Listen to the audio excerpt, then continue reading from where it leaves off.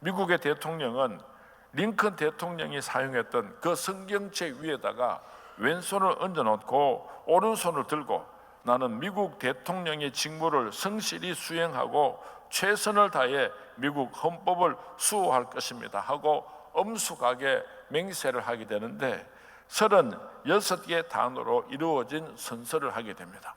그리고 마지막에 4단어를 더 서약을 해야지 미국 대통령으로서 인정을 받게 되는데 그 4개 단어가 무엇인가 하면은 So help me God, 하나님이여 저를 도우소서, 하나님이여 저를 도우소서, 그렇게 선서를 해야지 비로소 그 사람은 미국의 대통령으로 인정을 받게 되는 것입니다. 우리나라도 초대 이승만 대통령이 이 나라를 건국했을 때는 기도를 했습니다. 그리고 기독교적인 정신 위에 대한민국을 세우려고 몸부림을 쳤던 것을 우리 한국 역사에는 그대로 기록을 해놓고 있습니다. 정신위생계에 있어서 세계적인 학자요 전문가인 데이비드 핑크 박사는 안정을 위한 사박자 균형이라고 하는 논문을 발표해서 세상 사람들에게 큰 도전을 주었습니다. 나라든지 개인이든지 우리에게 있어서 제일 시급한 것이 있다면 그것이 경제적인 안정과 회복이라고 그렇게 생각을 하는데, 이 데이비드 핑크 박사는 정신적인 안정이 그 모든 문제들보다 더 우선한다고 하는 주장을 했습니다. 정신적으로 안정되지 못한 사람은 효율적으로 일을 할 수가 없다. 정신적인 안정이 있을 때에 육체적으로도 건강하고 능력도 10분 발휘하게 되고 그 지혜도 지식도 좋은 효과를 낼 수 있다고 하는 논문을 발표했습니다. 그리고 그분이 정신적 안정을 위한 4가지 요소가 꼭 필요하다고 주장을 했는데, 첫 번째로는 월십, 예배가 있어야지 된다. 정신적인 안정을 가지기 위해서는 제일 먼저 예배를 드려야지 된다 그랬습니다. 두 번째로는요, 워크, 일입니다. 사람들에게 일이 있어야지 됩니다. 세 번째로는 놀이, 플레이가 있어야지 된다. 취미생활이 있어야지 된다. 그리고 네 번째로는 러브, 사랑이 있어야지 된다. 친구를 사랑하든지 연인을 사랑하든지, 우리 친구들은 요즘 만나면 전부 손자 자랑하는데 참 꼴값들 합니다. 나이가 벌써 그렇게 됐나 봐요. 하여간에 누군가를 사랑할 때에, 그럴 때 우리 마음속에서 큰 에너지가 나오게 된다고 하는 것입니다. 한번 여러분 자신에게 적용해 보시기 바랍니다. 예배, 일, 놀이, 사랑, 이 4가지가 갖추어지게 될 때에 그 사람이 정신적으로 건강하게 되고 그 사람이 행복한 사람이 된다고 데이비드 핑크 박사는 주장을 했습니다. 오늘 성경 말씀에 보면은 예수님께서 행복에 목말라 하는 자들에게 예배하는 자의 모습을 가르쳐 주셨습니다. 오늘 본문에서는 예수님께서 바쁜 공생의 일정 중에서도 당시 유대인들이 개 취급하는 사마리아를 통과하시면서 여행하는 모습을 기록하고 있습니다. 그리고 거기서 한 여인을 만난 장면을 기록하고 있습니다. 그 여인은 부정한 여인이었습니다. 무려 5번이나 결혼하고 이혼을 했습니다. 그리고 지금 살고 있는 사람도 부정한 남자였습니다. 여인의 처지와 상황을 반영하듯이 그녀는 다른 사람들이 아무도 물을 길러 오지 않는 정오 땡볕에, 너무 더워서 사람들이 물 길러 오지 않은 그때에 혼자 나와서 물을 기를 수밖에 없는 불쌍한 여인이었습니다. 아마 그는 동네에서 많은 사람들에게 지탄과 조롱을 받는 여인이었었던 것 같습니다. 그녀의 현재의 삶은 비참하기 이를 데가 없고 의지할 곳이 없는 그런 불쌍한 여인이었습니다. 그런 그녀를 예수님께서는 만나기 위하여서 사랑하는 제자들을 동네로 다 보내시고 홀로 그 우물가에서 그 여인을 기다리고 계셨던 것입니다. 그리고 오늘 본문은 예수님과 그녀와의 짧은 서로 대화하는 내용을 기록하고 있습니다. 그런데 그 여인에게 예수님께서 무슨 말씀을 하셨는가 하면은 예배에 관하여서 말씀을 하신 것입니다. 그 불쌍한 여인이 행복할 수 있는 방법이 있다고 한다면은 네가 예배를 회복하는 것이다. 예수님께서는 그 불쌍한 여인에게 찾아오셔서 예배에 대해서 말씀을 하셨습니다. 사람들은 누구나 다양한 목적을 가지고 살아갑니다. 하지만 모두가 원하는 최종적인 목적이 있다고 한다면 그것은 누구든지 행복하게 살고 싶은 마음일 것입니다. 너희들이 이 세상에 살다가 행복하기를 원하느냐? 그렇다면 예배를 통하여서 하나님을 만나라고 오늘 우리에게 말씀하고 계시는 것입니다. 왜 하나님을 만나는 것이 우리에게 그렇게 중요한가요? 하나님이 행복의 근원이시기 때문입니다. 하나님의 이름 속에서 여호와 하나님이 어떤 분인지를 우리는 잘 알고 있습니다. 전능하신 하나님으로 우리 인생의 모든 문제들을 해결해 주시는 전지전능하신 하나님이십니다. 그분과 함께 있으면은 이 세상이 주지 못하는 참된 평안을 하나님께서 우리에게 주십니다. 그리고 그 하나님께서는 우리와 영원히 함께 계시겠다고 약속하셨습니다. 우리가 복되고 존귀한 삶을 할 수 있도록 해 주실 수 있는 유일한 분이 하나님이시기 때문입니다. 창세기 1장 28절 말씀에 보면은 하나님이 그들에게 복을 주시며 그들에게 이르시되 생육하고 번성하여 땅에 충만하라. 행복을 만드시는 분입니다. 처음 행복을 우리에게 허락하셨던 분입니다. 그리고 영원토록 우리에게 행복을 주실 수 있는 분은 여호와 하나님 한 분밖에 없기 때문에 그분 앞으로 나와서 그분을 경배하고 예배하라고 예수님은 우리에게 가르쳐 주신 것입니다. 시편 23편에 보면은 왜 다윗이 존귀한 왕으로서 그렇게 하나님의 큰 사랑과 축복을 받을 수 있었는가? 그의 아름다운 신앙 고백을 하고 있습니다. 우리 한번 다 같이 시편 23편을 그 뜻을 생각하면서 내가 다윗의 마음을 가지고 내가 여호와 하나님을 이렇게 사랑합니다 고백하면서 함께 시편 23편을 봉독했으면 좋겠습니다. 시작. 여호와는 나의 목자시니 내게 부족함이 없으리로다. 그가 나를 푸른 풀밭에 누이시며 쉴만한 물가로 인도하시는 도다. 내 영혼을 소생시키시고 자기 이름을 위하여 의의 길로 인도하시는 도다. 내가 사망의 음침한 골짜기로 다닐지라도 해를 두려워하지 않을 것은 주께서 나와 함께 하심이라. 주의 지팡이와 막대기가 나를 안위하시나이다. 주께서 내 원수의 목전에서 내게 상을 차려주시고 기름을 내 머리에 바르셨으니 내 잔이 넘치나이다. 내 평생의 선하심과 인자하심이 반드시 나를 따르리니 내가 여호와의 집에 영원히 살리로다. 아멘. 우리가 다윗과 같은 이런 아름다운 마음으로 여호와 하나님을 찬양하며 영원토록 내가 여호와의 집에 거하리로다 그렇게 신앙 고백할 때에 하나님께서 우리에게 모든 축복을 허락하여 주실 줄로 믿습니다. 하나님께서는 우리에게 행복을 주십니다. 성경은 우리에게 이렇게 말합니다. 로마서 8장 32절에서 자기 아들을 아끼지 아니하시고 우리 모든 사람을 위하여 내주신 이가 어찌 그 아들과 함께 모든 것을 우리에게 주시지 아니하겠느냐. 구원을 주신 분이 오늘도 우리에게 사랑하는 독생자 예수 그리스도를 아낌없이 우리에게 주신 그 하나님께서 오늘도 무엇을 아끼겠느냐, 다 주신다고 약속하고 있습니다. 어떻게 그 하나님의 축복을 받을 수가 있습니까? 예배를 통하여서 하나님께서 약속하신 그 축복을 우리가 누릴 수가 있는 것입니다. 살아계신 하나님, 전능하신 하나님, 복의 근원 되신 하나님을 만나는 사람마다 이 축복의 주인공이 되는 것입니다. 이것이 오늘 예수님께서 불쌍한 한 여인에게 가르쳐 주신 참 예배의 모습입니다. 이 여인은 예수님을 만남으로 인하여서 그 늘 마음속에 행복에 목말라 있었던 그녀는 이제 마음으로 입에서 찬양과 감사가 넘쳐나는 삶을 살게 된 것을 우리는 잘 알고 있습니다.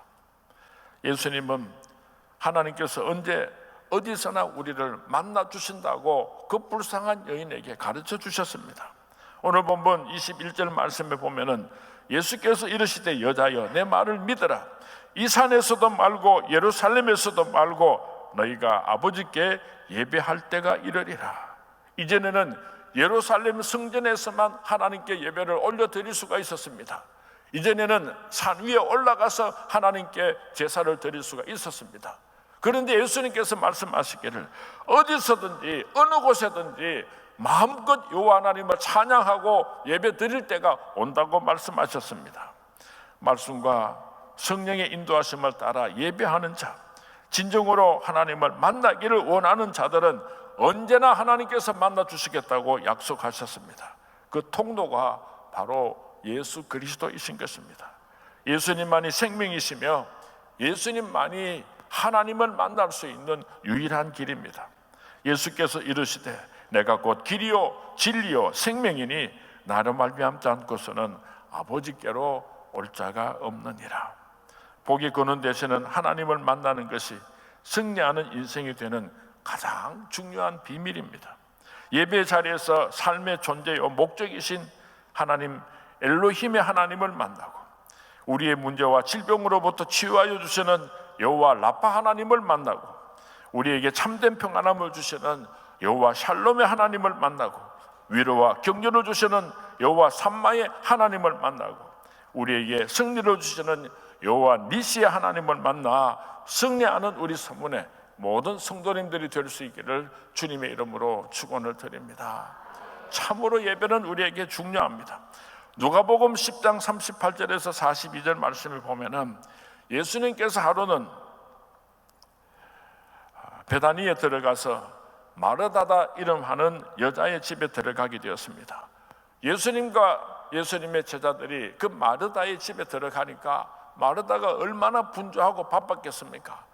평소에 예수님께서 그 길을 지나시면 자주 찾아가던 참 예수님을 사랑하고 예수님과 깊은 교제를 나누는 그런 복된 가정이었습니다.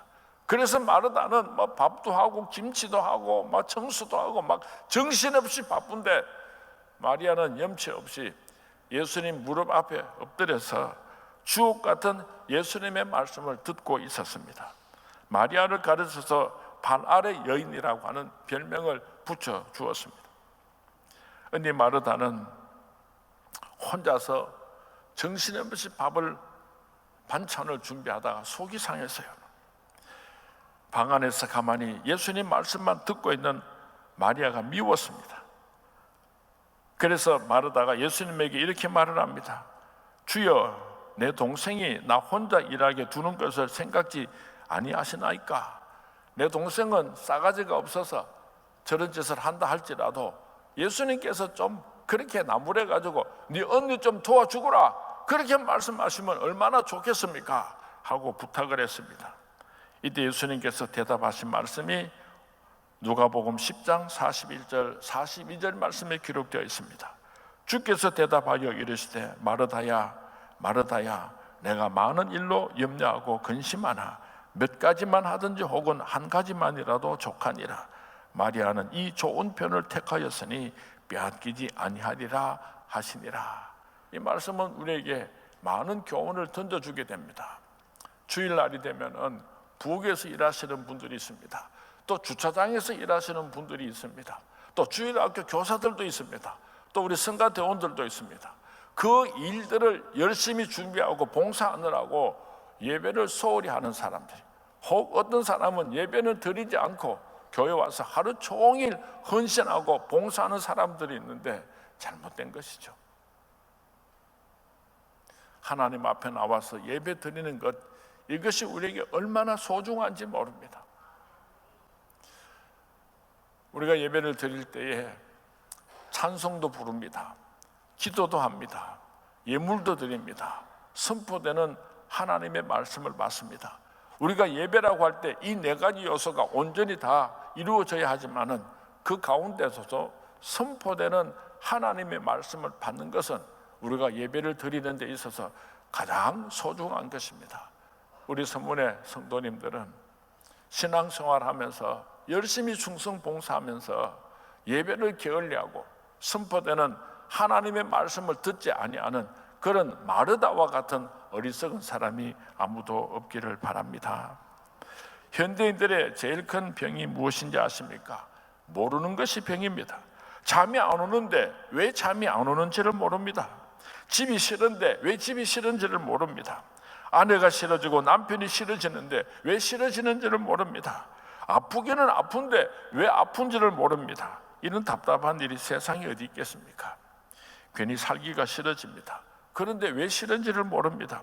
스트레스를 받고 힘들어합니다. 그런데 그 스트레스가 어디서부터 오는 것인지를 모릅니다. 공부하기가 싫습니다. 그런데 왜 공부하기가 싫은지를 모릅니다. 현대인들에게 문제가 있다고 한다면 문제는 있는데 원인을 모르는 것입니다. 어디서부터 그런 문제들이 오는지를 모르고 살아가는 것입니다. 왜 모르는가 하면요, 인간이 어디서부터 왔는지를 모르기 때문인 것입니다. 우리 인간은 하나님으로부터 왔습니다. 그렇기 때문에 하나님을 만날 때에 우리가 모르는 인생의 모든 문제들을 다 해결함을 받을 수가 있는 것입니다.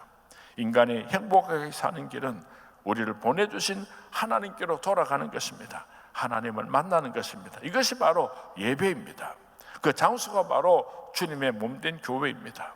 하나님 앞에 나아가서 예배를 드릴 때에 우리들의 인생의 모든 문제들을 해결함을 받을 수가 있고 행복한 삶을 살아갈 수가 있는 것입니다. 신학자 칼 바르트는 예배는 가장 중요하고 가장 긴급하고 가장 영광스러운 행위라고 하는 말을 했습니다. 예배를 대충 드리지 마시기 바랍니다. 예배를 통하여 하나님의 임재를 체험할 수 있기를 바랍니다.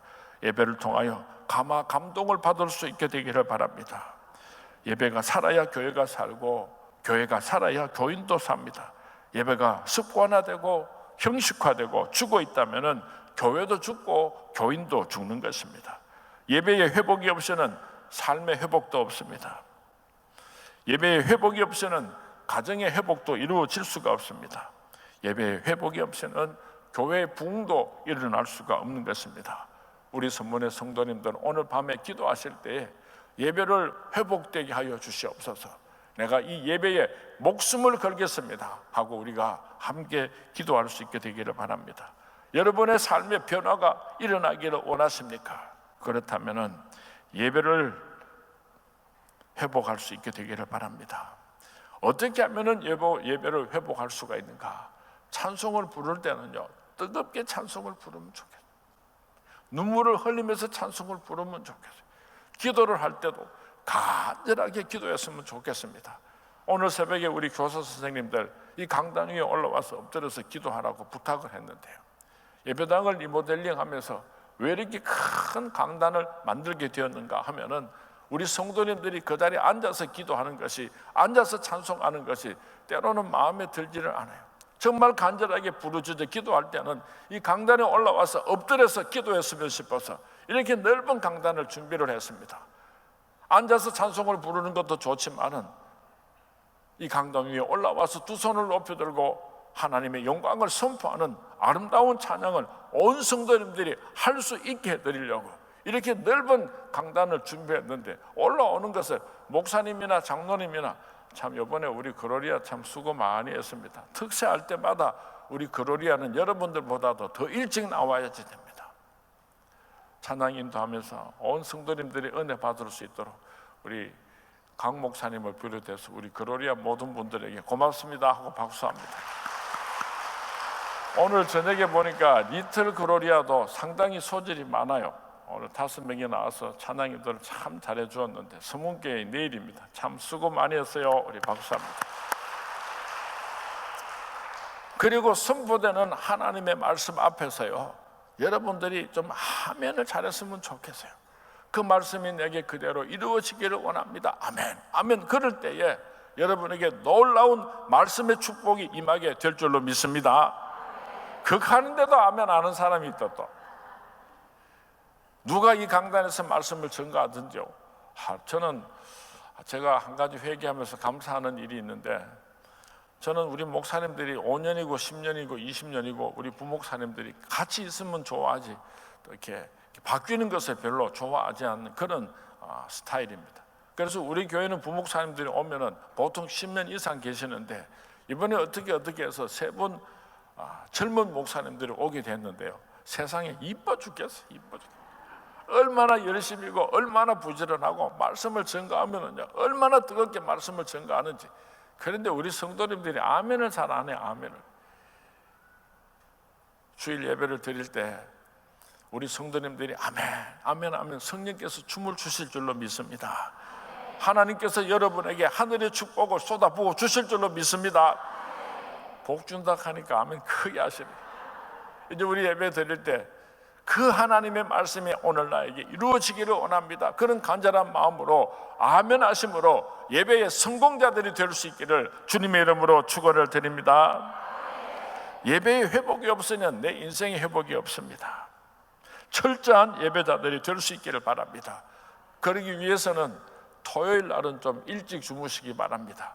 주일날 피곤해서 못 일어나고 그렇게 하면 하나님을 만나기 전에 하나님의 만날 것을 사모하면서 기도로 준비하고 물질도 준비하고 시간도 준비하고, 그래서 적어도 10분 전에 예배당에 들어와서 하나님께 신령과 진정으로 예배 드릴 수 있는 아름다운 모습을 준비하시는 우리 선문의 모든 성도님들이 될 수 있기를 주님의 이름으로 축원을 드립니다.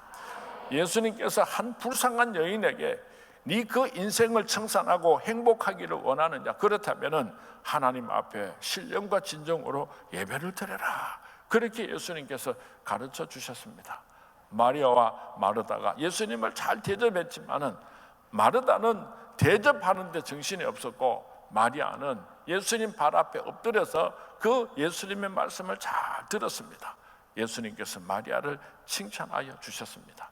우리 선문의 모든 성도님들이 이 예배의 성공함으로 말미암아 하나님께서 약속하신 그 축복을 찾아오셔서 말씀하시고 위로하시고 고쳐주시고 새롭게 하시고 은혜 베풀어 주시는 그 놀라운 축복의 주인공들이 되시기를 주님의 이름으로 축원을 드립니다. 주님의 이름으로 축원을 드립니다.